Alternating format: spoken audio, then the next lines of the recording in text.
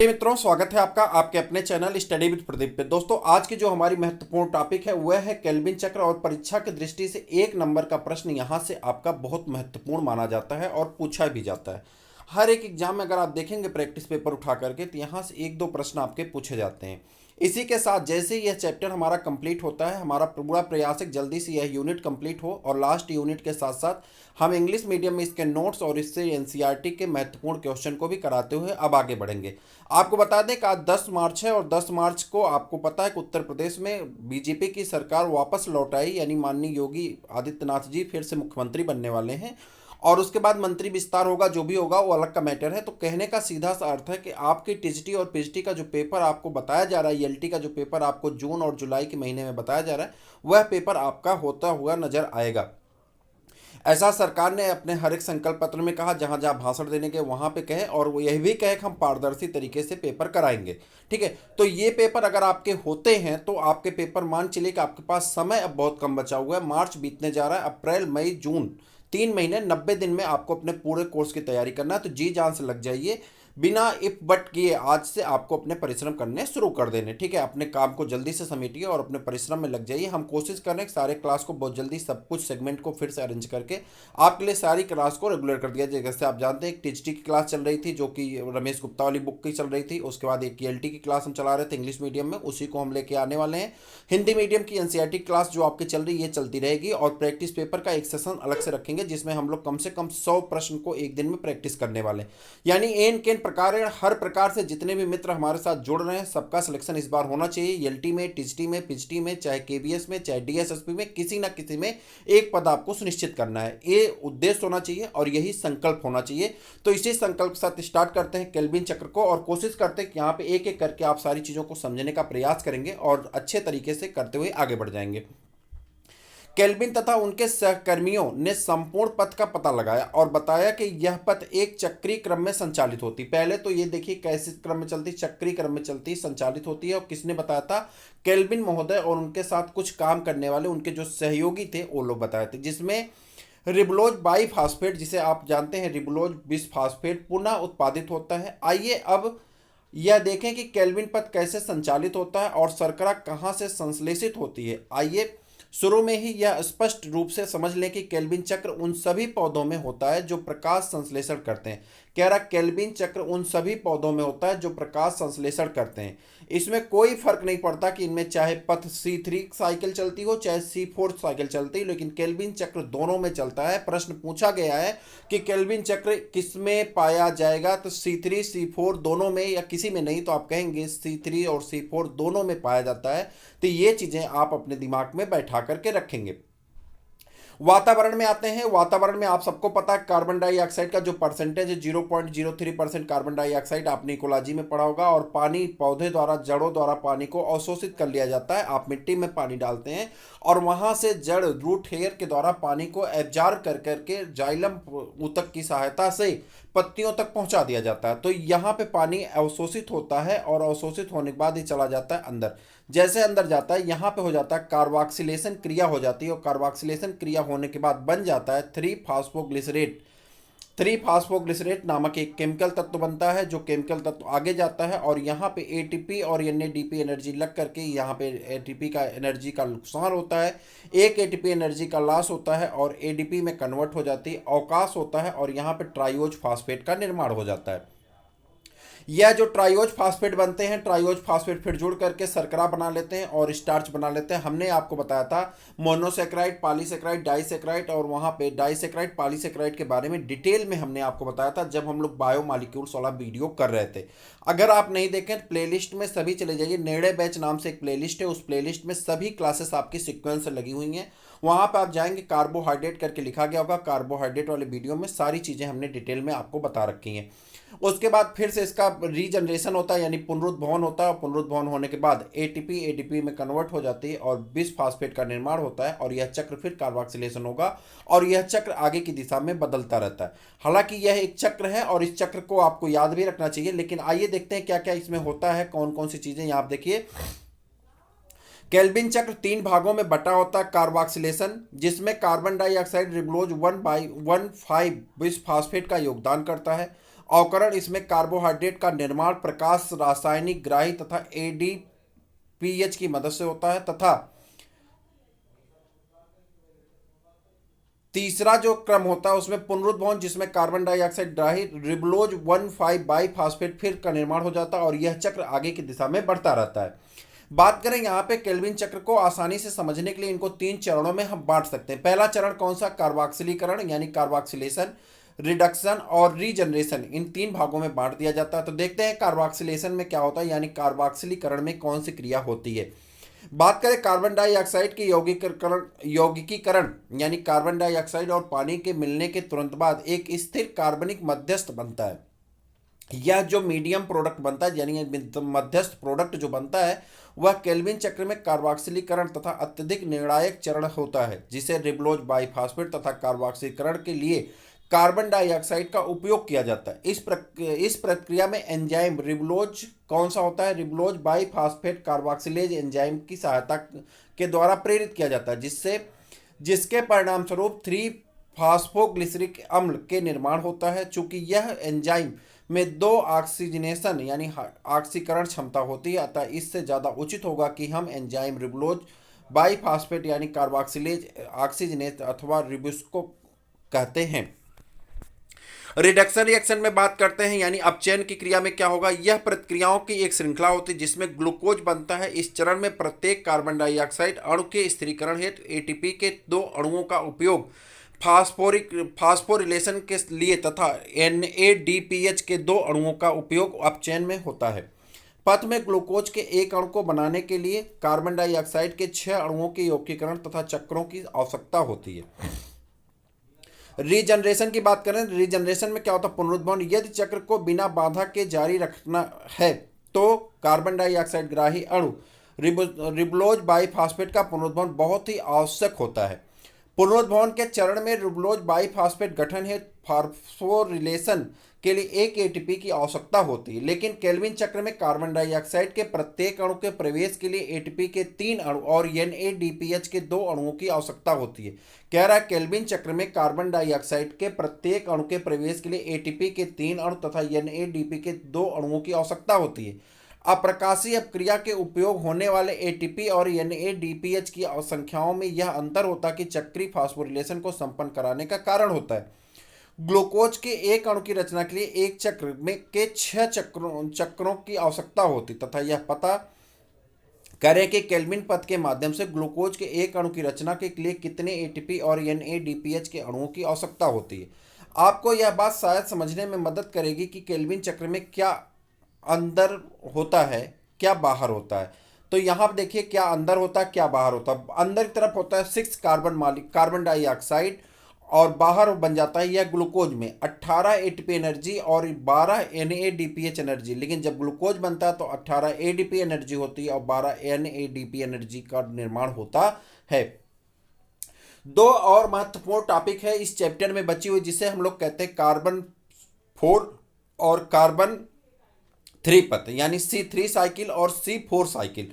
C4 cycle पढ़ लेते हैं। देखिए यहाँ से सीधा सीधा उस उदाहरण पूछा जाता है शीतोष्ण कटिबंध, उष्ण कटिबंध, उपोष्ण कटिबंध या यहाँ पे जो है आपका मरुस्थलीय पौधे, ऐसे करके पूछा जाता है और सीधे लाइन से प्रश्न मिलता है। पहली लाइन में आपका क्वेश्चन आंसर मिल जाएगा। यहाँ पे देखते हैं पहली लाइन का ही प्रश्न देखेंगे। C4 पादप जैसा कि पहले बताया गया कि यह पौधे में शुष्क उष्ण कटिबंधीय क्षेत्र में पाया जाता है। बस यही इतनी चीज आप अपने दिमाग में अगर रख लेते हैं तो आपका प्रश्न सही हो जाता है। सब ट्रॉपिकल रीजन कहते हैं इंग्लिश में, और आपके प्रश्न में कई बार यहाँ से इंग्लिश में चाहे हिंदी में देकर के पूछ लेता है। कंफ्यूजन एक क्रिएट होती है कि ट्रॉपिकल लेवल, सब ट्रॉपिकल लेवल और उसके बाद शीतोष्ण लेवल, और ये सारी चीज़ें हम लोग एक्चुअली में ज्योग्राफी की टॉपिक होने की वजह से कंफ्यूजन की क्राइटेरिया में रखते हैं तो दिक्कत होती है। बस आपको एक पॉइंट याद रखनी है, C4 चक्र जो पाया जाता है वो कहाँ पाया जाता है? उष्ण कटिबंधीय क्षेत्र में पाए जाते हैं। इनमें C4 पथ कहते हैं और यह पौधों में कार्बन डाइऑक्साइड की यौगिकीकरण का पहला उत्पाद, यद्यपि C4 क्या बन जाता है? ऑक्जेलो एसिटिक एसिड यानी OAA कहते हैं का निर्माण हो जाता है। फिर भी इनमें मुख्य जैव संश्लेषण पथ को C3 पथ में अथवा केल्विन चक्र ही होता है। तब फिर से कार्बन 3 पौधे में इस प्रकार से भिन्न हो जाता है। यह प्रश्न है जैसे आप पूछ सकते हैं C4 पौधे विशिष्ट हैं, इनकी पत्तियों में एक विशेष प्रकार की शारीरिकी होती है, यानी विशेष प्रकार की फिजियोलॉजिकल कैरेक्टर पाए जाते हैं एवं उच्च ताप को सह सकते हैं। ध्यान से देखिएगा, C4 पौधों की पत्तियां उच्च ताप को सह सकती हैं, उच्च प्रकाश तीव्रता के प्रति अनुक्रिया करते हैं, इनमें प्रकाश श्वसन प्रक्रिया नहीं होती। ध्यान से देखिएगा, इनमें प्रकाश श्वसन प्रक्रिया नहीं होती और जैव भार अधिक उत्पन्न होता है। आइए इन्हें हम एक एक करके समझने का प्रयास करते हैं। आओ C3 तथा C4 पत्तियों की खड़ी काट का अध्ययन करें। क्या आपने इन दोनों में कोई अंतर देखा है? क्या दोनों में एक ही प्रकार के पर्णमध्योतक होते हैं, यानी जो मेजोफाइट एरिया होती है, क्या एक ही होती है? क्या इनमें संवहनी पूलाच्छद के आसपास एक ही प्रकार की कोशिकाएं होती हैं? चलिए देखते हैं C4 पौधों के बारे में। यहाँ पे अगर हम बात करें C4 पौधों में, तो C4 पौधे की संवहन बंडल के चारों ओर स्थित बृहद कोशिकाएं पूलाच्छद यानी बंडल शीत कोशिकाएं कहलाती हैं। ये पत्तियां जिनमें ऐसी शारीरी होती है उसे क्रैंजी शारीरी कहते हैं। याद रखिएगा, क्रैंजी शारीरी वाली पत्तियां कहलाती हैं। यह क्रैंच का अंत होता है छल्ला या घेरा। क्रैंच का अर्थ क्या होता है? छल्ला या घेरा। चूंकि कोशिकाओं की व्यवस्था एक छल्ले के रूप में होती है, संवहन बंडल के आसपास पूलाच्छद कोशिकाओं में अनेकों परतें होती हैं, जो इनमें बहुत संख्या में क्लोरोप्लास्ट होते हैं। इनकी मोटी भित्तियां गैसों के अप्रवेश होती हैं और इनमें अंतरकोशिकीय स्थान होता है। आप C4 पौधों जैसे मक्का और ज्वार की पत्तियों का उदाहरण आपको मिल गया। C4 पौधे मक्का तथा ज्वार की पत्तियों का एक भाग काटें और क्रैंजी शरीर के मध्योतक को देख सकते हैं। यहाँ पे देखिए पूरा संरचना यहाँ पे दी गई है। आपके एग्जाम में यहाँ से प्रश्न पूछा जाता है। देखिए जैसे कार्बन डाइऑक्साइड है, कार्बन डाइऑक्साइड जैसे ही पौधे में आती है तो अम्ल बनता है और यौगिकीकरण होगा, C3 साइकिल बनेगी और ये सारी चीज़ें चलती रहती हैं। बहरहाल हमको अपने डायग्राम पे नहीं जाना। डायग्राम को जब हम लोग डिटेल में पढ़ेंगे तो वहाँ पर डायग्राम करेंगे, फिर एनसीईआरटी क्वेश्चन करेंगे। अभी बस हमको बेसिक लेवल का पढ़ लेना, जो हमारे एग्जाम के लिए थोड़ा सा हमको एकाग्रचित कर सकता है, उसको हम लोग देख रहे हैं।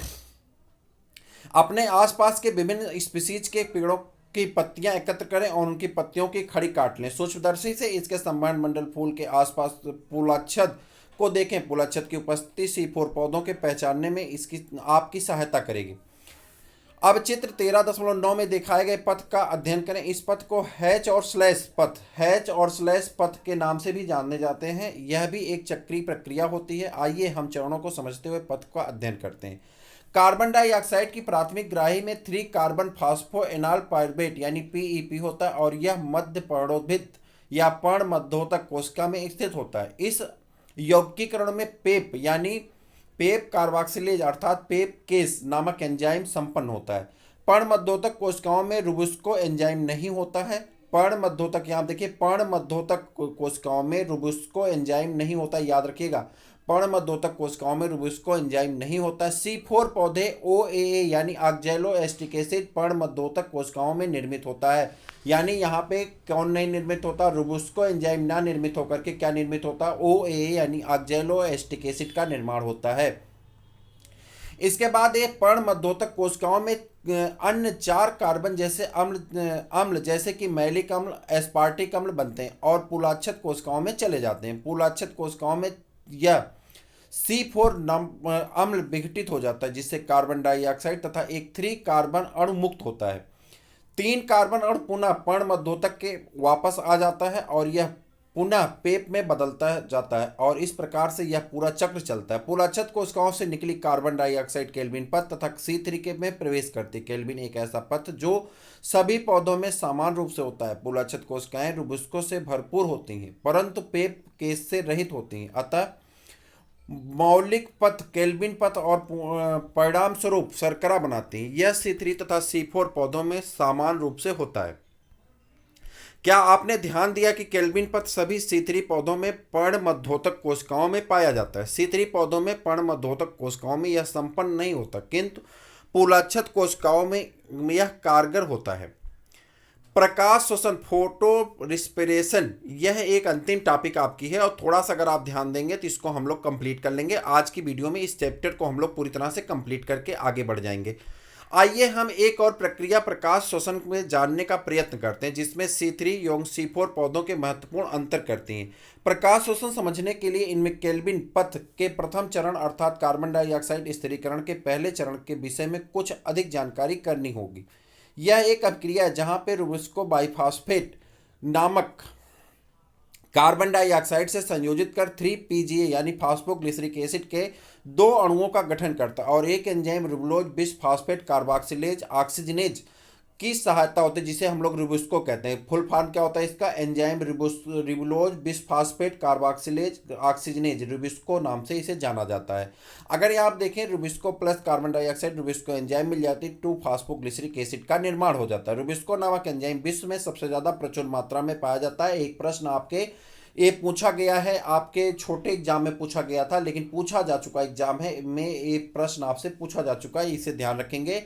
कह रहा है कि रुबुस्को नामक एंजाइम विश्व में सबसे ज्यादा मात्रा में पाया जाता है। जब ये पूछता है कौन सा एंजाइम ऐसा विश्व में सबसे ज्यादा मात्रा में पाया जाता है, तो प्रश्न गलत होने का कारण ये बनता है, हालांकि ये टेट जैसे एग्जाम में पूछा गया था, एमपी टेट में या राजस्थान रीट में कहीं पूछा गया था, मुझको एग्जैक्ट पेपर याद नहीं आ रहा किस पेपर में पूछा गया था, लेकिन किसी ना किसी पेपर में पूछा गया, मुझे ये बात पूरी तरह से याद है, चूंकि मैंने कई बार इसे क्लास में अपने बताया है, बच्चों को नोट कराया है, तो ये क्वेश्चन आपसे पूछा जा चुका है, इसे याद करिएगा। रिबुस्को नामक एंजाइम विश्व में सबसे ज़्यादा प्रचुर मात्रा में पाया जाता है। हम आपको दिखाएंगे, किसी पेपर में पूछा गया, याद आ जाएगा तो बता देंगे, ठीक है। आपको आश्चर्य होता है क्यों? इसका यह गुण है कि सक्रिय सक्रिय जगह कार्बन डाइऑक्साइड और ऑक्सीजन दोनों में बाधित हो सकता है, इसलिए इसे रुबिस्को कहते हैं। क्या आप सोच सकते हैं कि ऐसे केस संभव है जहां पे कार्बन डाइऑक्साइड और ऑक्सीजन का अनुपात लगभग समान होता हो? रुबिस्को में ऑक्सीजन की अपेक्षा कार्बन डाइऑक्साइड के लिए अधिक बंधुता है। कल्पना कीजिए कि यदि ऐसा नहीं होता तो क्या होता। यह आबद्धता प्रत्योगात्मक है। ऑक्सीजन तथा कार्बन डाइऑक्साइड, इनमें से कौन सा आबद्ध होगा, यह उनकी सापेक्ष सांद्रता पर निर्भर करता है। सीतरी पौधों में कुछ ऑक्सीजन रुबुस्को से बाधित होती, अतः कार्बन डाइऑक्साइड का यौगिकीकरण कम हो जाता है। यहाँ पर आर, यही रुबुस्को नहीं, RUBP, ठीक, रिबुलोज बाइफॉस्फेट 3 फास्फोग्लिसरेट के अणुओं से परिवर्तित होने के बजाय ऑक्सीजन से संयोजित होकर के चक्र में फास्फोग्लिसरेट अणु तथा फास्फोग्लाइकोलेट का एक अणु बनाते हैं, जिसे प्रकाश शोषण कहते हैं। प्रकाश शोषण पथ में शर्करा और एटीपी का संश्लेषण नहीं होता, बल्कि इनमें एटीपी के उपयोग के साथ कार्बन डाइऑक्साइड भी निकलती। प्रकाश शोषण पथ में एटीपी तथा NADPH का संश्लेषण नहीं होता है। प्रकाश संश्लेषण में जैविक कार्य के बारे में अभी तक पता नहीं है। अगर बात करें, यहाँ पे एक तालिका दी गई है और इस तालिका में कुछ चीज़ें लिखी गई, जैसे इनको हमको समझना होगा। जैसे देखिए, इनमें से चुने, तो इनमें से चुन करके आपको भरना है। C3 में कौन आएगा, C4 में कौन आएगा। जब आप चैप्टर को अच्छी तरह से पढ़ेंगे, हमने कहा कि आप NCERT की बुक खरीद लीजिए, और जब चैप्टर को पूरा पढ़ के आएंगे, आप यही बस चार्ट को पूरी तरह से प्रिपेयर कर लीजिए, तो आपका इस टॉपिक से आने वाला जो भी प्रश्न होगा याद हो जाएगा, एक भी प्रश्न गलत नहीं होगा। ये मेरी बात को याद करके कंठस्थ करके कहीं रख लीजिए। 2 प्रश्न यहाँ से पूछे जाते हैं, बस आपको इस चार्ट को अच्छी तरह से पढ़ना है, बुक में भरना है। C3 में क्या आएगा, C4 में क्या आएगा। हालांकि जब हम पेपर कराएंगे, मेन पेपर पढ़ाएंगे, तो वहाँ पर हम इसको भर करके आपको नोट्स प्रोवाइड कराएंगे, फिर भी आपको अपने से भरने की कोशिश करनी चाहिए, जहाँ तक मुझे लगता है। बात करते हैं C4 पौधे की। C4 पौधे में प्रकाश शोषण नहीं होता है। ध्यान से देखिएगा, C4 पौधे में प्रकाश शोषण नहीं होता है। यह भी छोटे एग्जामों में पूछा गया प्रश्न है। सीटेट में ही इस बार पूछा गया था, सीटेट के अपर लेवल में पूछा गया था, और मैं इसका गवाह हूँ। मेरे सिस्टम, जब मैं पेपर दे रहा था, जिस दिन मेरा पेपर था उस दिन यह आया था, और उस दिन आपको बता दें कि मेरा खुद का गलत हुआ था, ये हकीकत है। तो ये मैं थोड़ा सा वहाँ पे कन्फ्यूजन में आ गया। पूछा था किस पौधे में शोषण नहीं होता है, और वहाँ पे एक माइकोराइजा या कुछ और दिया था, तो नहीं, कोई पौधा दिया था, याद नहीं आ रहा है, बता रहे हैं कौन सा पौधा दिया था। वो पौधा मतलब पाया जाता जहाँ पे दलदल होता, वहाँ पाया जाता, नाम हमको याद नहीं आ रहा। उसको दिया गया था, हमने गलती से उसको टिक कर दिया था, जबकि आंसर उसका सही था। जब आंसर किया ही तो C4 पौधे माने गए थे, ठीक है। प्रकाश शोषण नहीं होता, ये याद रखिएगा, बहुत इंपॉर्टेंट प्रश्न। हालांकि C-टेट में पूछा गया, लेकिन सुपर टेट इत्यादि में भी आपसे पूछा जा सकता है। C4 पौधे में प्रकाश शोषण नहीं होता। इसका कारण यह है कि इनमें एक ऐसी प्रणाली होती है जो एंजाइम स्थल कार्बन डाइऑक्साइड की सांद्रता बढ़ा देती है। ऐसा तब होता है जब पर्ण मध्योतक में C4 अम्ल पुलाच्छद से टूट करके कार्बन डाइऑक्साइड को मुक्त करता है, जिसके परिणामस्वरूप कार्बन डाइऑक्साइड के अंतर कोश की सांद्रता बढ़ जाती है। इससे यह सुनिश्चित हो जाता है कि रुबुस्को कार्बोक्सिलेज के रूप में कार्य करता है, जिससे इसकी ऑक्सीजिनेज के रूप में कार्य करने की क्षमता कम हो जाती है। अब आप जानते हैं कि कार्बन 4 पौधे में प्रकाश शोषण नहीं होता, अतः संभव आप समझ गए होंगे कि इन पौधों में उत्पादकता और उत्पादन क्यों अच्छा होता है। इसके अतिरिक्त ये पौधे उच्च ताप को सहन कर सकते हैं। उपर्युक्त परिचर्चा के आधार पर क्या आप उन पौधों की तुलना कर सकते हैं कि कौन सी 3 पथ में है और कौन सी 4 पथ में? आपको ऊपर तालिका दी गई है, सारी चीजें पढ़ करके आपको तालिका का आंसर करना है। प्रकाश संश्लेषण को प्रभावित करने वाले कारक, ये आपकी अंतिम टॉपिक है और मुझे लगता है कि बहुत बड़ी टॉपिक नहीं है, तो छोटी सी टॉपिक है। थोड़ा सा फोर्स बनाए रखेंगे, थोड़ा सा कंसंट्रेशन बनाए रखेंगे तो ये भी टॉपिक आपकी खत्म हो जाएगा और इस चैप्टर को हम लोग पूरी तरह से कंप्लीट कर लेंगे। प्रकाश संश्लेषण को प्रभावित करने वाले कारकों के विषय में जानना आवश्यक है। प्रकाश संश्लेषण की दर पौधों और फसली पौधों के उत्पादन जानने में अत्यंत ही महत्वपूर्ण है। प्रकाश संश्लेषण कई कारकों को प्रभावित करता है, जो कि बाह्य कारक हो सकते हैं या आंतरिक कारक दोनों हो सकते हैं। पादप कारकों की संख्या, आकृत, रूप, आयु, पत्तियों का विन्यास, पर्णमध्योतक कोशिकाएं, क्लोरोप्लास्ट, आंतरिक कार्बन डाइऑक्साइड की सांद्रता, क्लोरोफिल की मात्रा इत्यादि पर निर्भर करते हैं, जबकि आंतरिक कारक वृद्धि और आनुवंशिक प्रतिकूलता पर भी निर्भर करते हैं।